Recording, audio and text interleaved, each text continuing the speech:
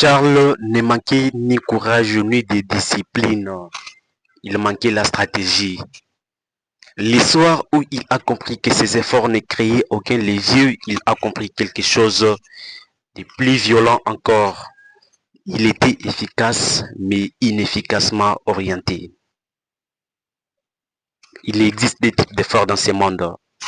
Nous avons les efforts qui maintiennent et les efforts qui multiplient. La majorité des adultes responsables, surtout dans nos réalités africaines, passent toute leur vie dans la première catégorie.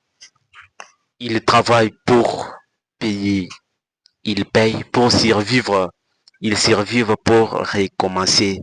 C'est un cycle fermé.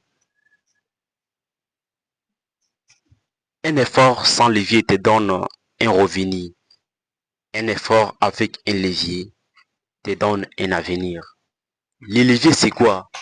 C'est une action qui continue de produire des résultats même quand tu ne travailles plus directement dessus.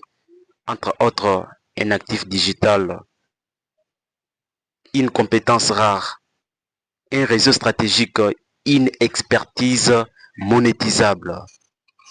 Et si ton travail s'arrête, quand tu t'arrêtes, tu n'as pas un levier, tu as juste une dépendance rémunérée et personne ne viendra corriger cette dépendance pour toi. Quand Charles a compris cela, il n'a pas quitté son emploi. Il a changé la stratégie. Il a identifié 3 types de questions. Quelle compétence est demandée dans 5 ans? Quelle compétence peut se monétiser au-delà de ma vie? Quelle compétence peut créer un actif et pas seulement un salaire? Il a choisi l'analyse numérique. Pourquoi? Parce que ce n'était plus s'attirer localement, ça pouvait se faire en ligne et la valeur était internationale. Pendant un an, rien d'impressionnant. Mais la différence, il n'investissait pas pour des mois. Il construisait pour 5 ans. Voici la vérité que tu dois accepter.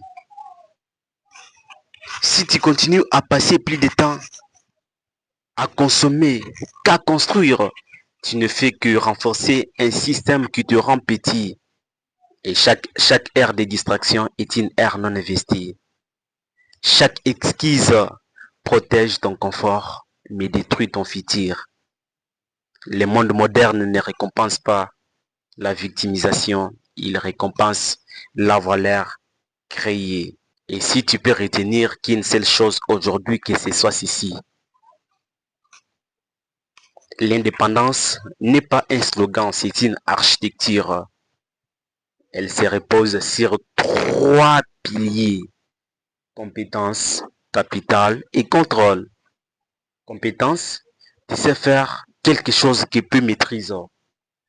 Capital, tu transformes cette compétence en revenu stable. Et contrôle, tu décides quand, comment et pour qui tu travailles.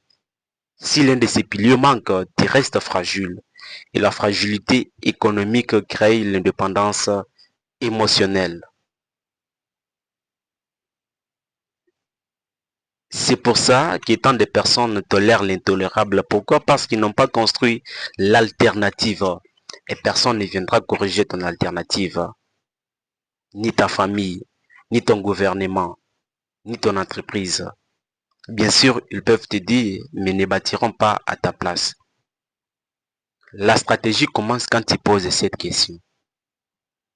Si tout s'arrête demain, ou soit aujourd'hui, qu'est-ce que je sais faire qui garde de la valeur? Et si la réponse est floue, ce n'est pas une condamnation, c'est un réveil. Donc, ces points peuvent complètement changer ta façon de voir les choses. 1. Identifie une compétence à fort levier. 2. Bloque une heure par jour non négociable. 3. Détruis des distractions dramatiquement. 4. Documente ton progrès. 5. Crée un actif. Par exemple, un contenu, un produit, un service ou un réseau, même lentement, mais stratégiquement. Ne cherche pas la motivation, mon frère, mais cherche la direction.